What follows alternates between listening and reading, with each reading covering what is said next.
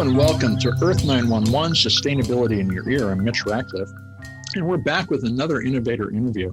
We're going to be joined by Erica-Dodds, who's the Chief Operating Officer for the Foundation for Climate Restoration. We previously had Peter Fikowski, who is the founder of the foundation, on the show. They've gone through a name change. They're now the Foundation for Climate Restoration.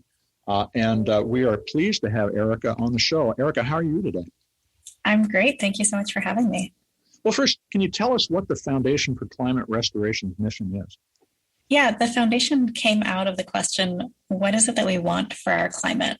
And when you start thinking about that, it becomes clear eventually that really the outcome that we want is a climate that can sustain humanity and our natural world in a really in a good state, in the state that we evolved for, in the state that our civilization evolved. So the mission of the foundation is to restore the climate to a pre-industrial state with about less than 300 parts per million of CO2 by the year 2050. And how aggressive is the date 2050? I've read a lot of carbon capture analyses that suggest it could take much longer than that. Why is 2050 a viable date in you all's mind? Yeah, 2050 is a really funny year at this point because everyone is talking about getting carbon neutral by 2050. And that'll tell you something about the level of ambition that we're looking at when we talk about going to pre-industrial levels by 2050. So most people, when they talk about carbon capture, or they talk about net zero, they're talking about carbon dioxide removal, or CDR, at scales of less than 1, or if they're really ambitious, 1 to 5 gigatons, billion tons per year of carbon dioxide. And to meet our goal, we would need to remove 50 billion tons of CO2 per year from 2030 to 2050. So 10 years from now, you see this industry being at scale? That's the plan, yeah. So what initiatives does the foundation have to make that happen? So we're still in a pretty early stage of the climate restoration ecosystem development. And that's really the work of the foundation, is building up the ecosystem that will allow climate restoration to take place. So we have a lot of different initiatives. Some of them are more on the ground, like our youth training program or our local chapters. Some of them are more political. We work with a lot of policymakers, just encouraging them to educate themselves about climate restoration, commit to it as a goal, and align their policy to the goal. And we also do a lot of convening between, for example, we have a global carbon removal task force that brings together players from the private sector, public sector, nonprofits, as well as venture capitalists, all talking about how do we allow carbon dioxide removal to scale up rapidly. And on top of all of that, we spend a lot of our energy on education, raising awareness about climate restoration among the public. So how do you engage youth in particular? Because I think that's the most important group for us to get thinking about this. They tend to think in terms of reducing their emissions, but this is an aggressive effort to actually remove the excess CO2 from the last 180 years or so. How do you engage the youth community? We have a brand new youth program, which actually just launched this week. And their pilot cohort is 25 participants from 13 countries. The program is entirely youth-led. It's being led by our newest board member, Ashley Meeke, who's a freshman at Vanderbilt University. And the purpose of the program is to provide training to young people so they're equipped to speak about climate restoration to audiences around the world. It uses a train-the-trainer model so that it can scale very rapidly, and participants get the experience of not only practicing speaking, but also teaching others how to do it, which really helps them internalize the concepts more deeply. And we're excited to see how it grows over the next year. The next round of applications will open in mid-February, and that should be available through our website in the next couple of days. Well, great. We'll make sure we have a link to that. Now, let me ask in a different vein. Besides capturing and storing CO2, what else can you do with the CO2 that you capture from the atmosphere? That's a great question. A lot of people who are new to the idea of carbon capture haven't fully grasped the idea that taking the carbon out of the air is actually a much smaller problem than where you put all of this excess CO2. So, like you mentioned, capture and store has been kind of the default assumption. The thing that people tend to do is assume that we'll just pump it underground where it will mineralize and be permanently stored. And that's absolutely an option. But the field of carbon capture, use, and sequestration, CCUS, is growing really rapidly. And I think that's very exciting. Like I mentioned, it's important when we're looking at 1 trillion tons of excess carbon dioxide in our atmosphere to look at markets that are big enough to take on that much additional carbon. So there are really 2 easy places to look that can take on huge, huge amounts of carbon. One of those is the ocean, and the other is construction materials. The oceans have already absorbed 75% of all anthropogenic emissions, which is just mind-boggling to me. And if we were to put all of the remaining excess carbon from the atmosphere into the oceans, it would only increase their carbon by 0.5%. So the capacity to hold more carbon dioxide in the ocean is just incredible. And then the question becomes, how do you put it there in a way that's healthy for the oceans?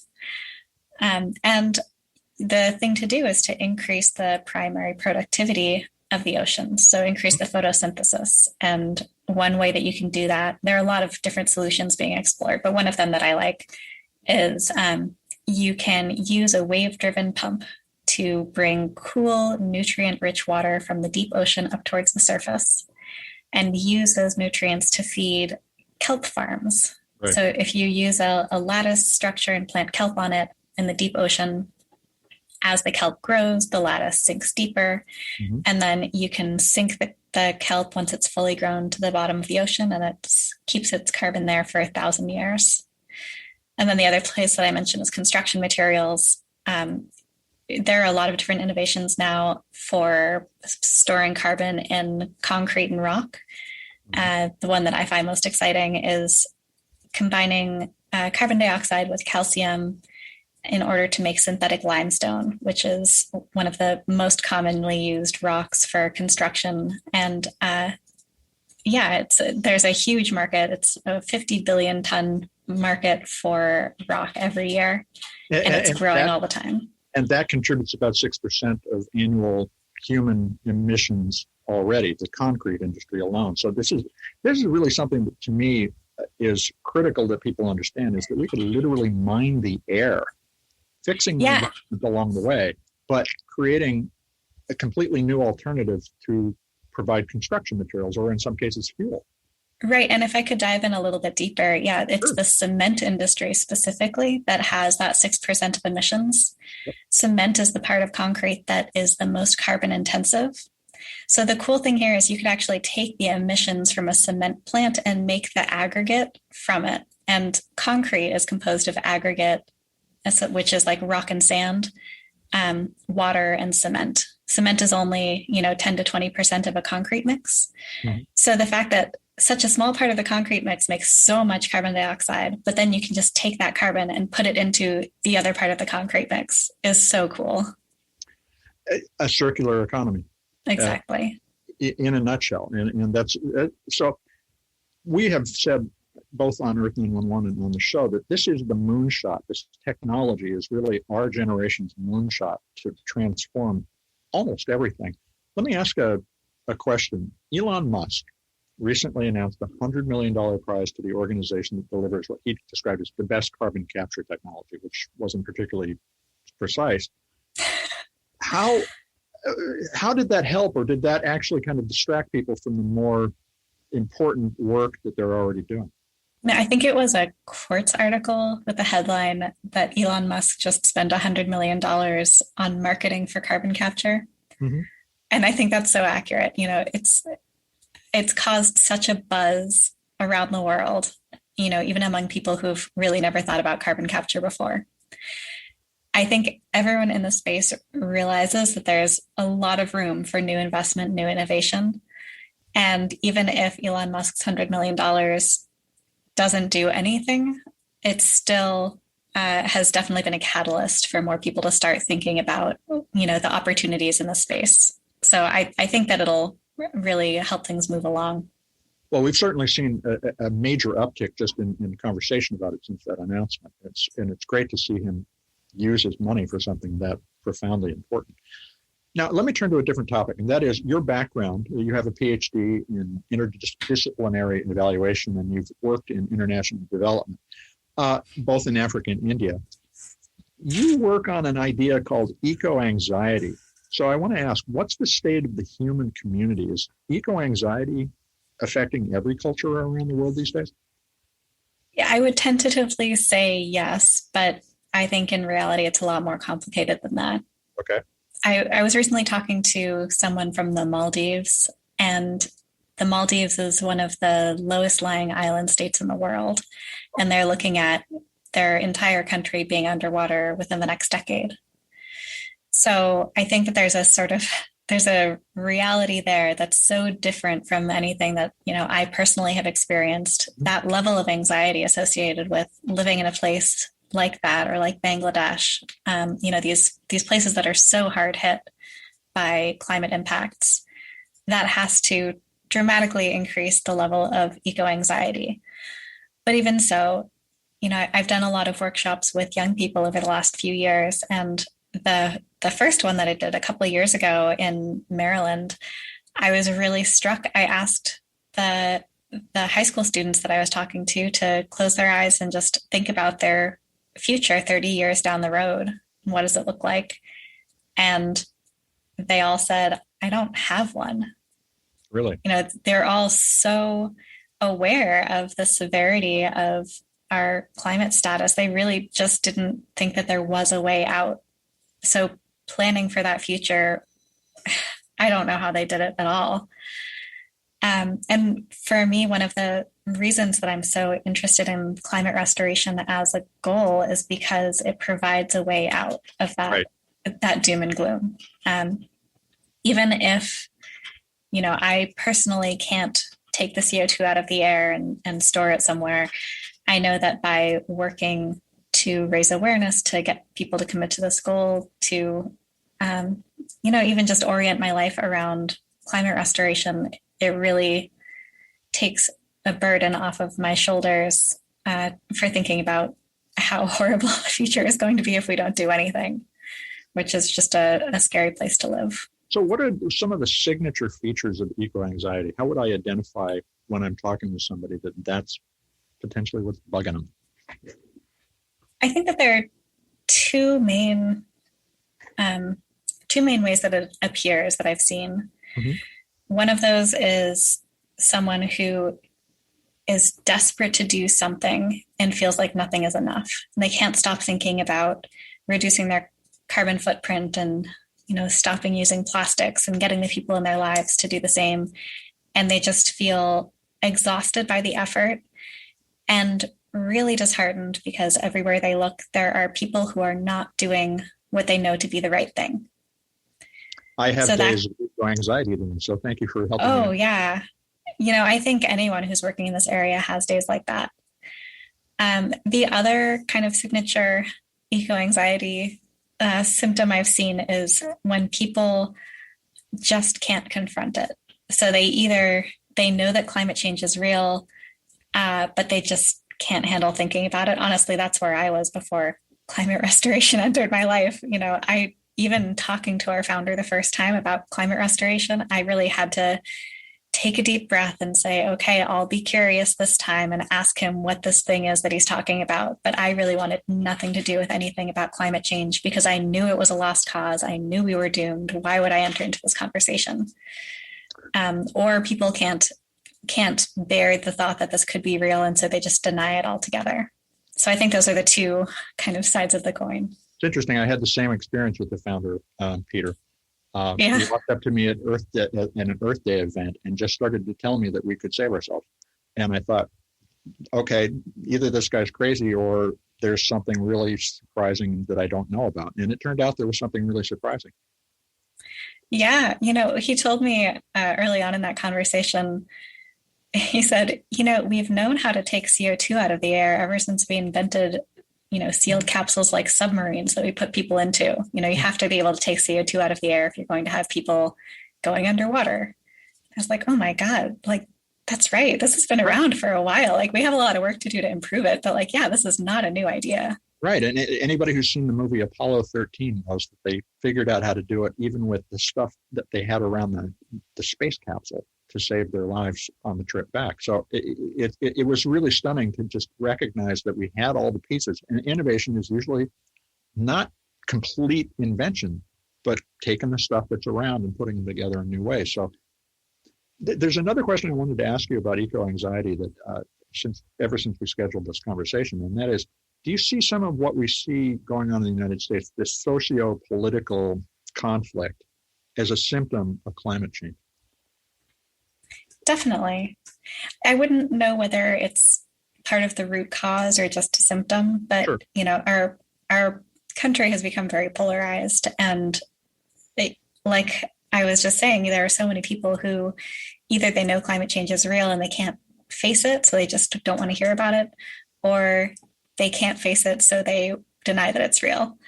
And either way, it really it can have a real effect on especially young people who know that their futures are at stake, who want this to be the center of every conversation, mm-hmm. and who see people turning a blind eye, either on purpose or because they don't believe it. Well, you're defining or describing two forms of panic encountering one another. One that says we have to look it square in the face, and the other that says we can't look at it at all. And right. And that to really describes to me what we see in America. Yeah. And to me, one of the really interesting things is that the climate conversation over the last few decades has focused so much on really being honest with people about how bad things are and thinking we can scare people into action. Mm-hmm. And like you said, yeah, some people will deal with that fear by springing into action, and some people will deal with that fear by hiding in a hole. And so the climate restoration movement, I think, offers a third, a new way to bring people in, which is to say, it doesn't have to be like this. We can restore the climate and really provide space for people to understand the reality of the situation without thinking that it's going to be the end of the world. Well, I'm really looking forward to 2050 when hopefully we are making a lot of progress towards the environment that our grandparents lived in. I mean, it would just be such a gratifying and relieving accomplishment for humanity. Let me ask, how can our listeners keep up on the Foundation for Climate Restoration? Well, I encourage everyone to sign up for our newsletter if they haven't already. You can sign up by taking the pledge on our homepage. And what's the URL for your homepage? It's foundationforclimaterestoration.org, or F4CR.org. And by signing up, you'll hear about all of the latest climate restoration news, and you'll be the first to know about any upcoming events and opportunities to participate. You can also follow us on social media, and we post very frequently, so you'll definitely stay in the loop that way. And our newest opportunity to get involved is to sign up for a local chapter. So I think I mentioned we have a few local chapters that launched this, I guess, late last year, and we're looking to scale that program up really rapidly over the coming year. So I would love for people who are interested in really doing on-the-ground climate restoration work to sign up to start a new local chapter. That's great. And so we will make sure that we provide links in the article that goes with this podcast. Erica-Dodds, I want to thank you very much for joining us today. Thank you so much. Well, folks, that was Erica-Dodds. She's the Chief Operating Officer for the Foundation for Climate Restoration. We will be back with another innovator interview soon. This is Earth911's Sustainability in Your Ear. I'm Mitch Ratcliffe. And hey, folks, take care of yourselves, take care of one another, and let's all take care of the planet.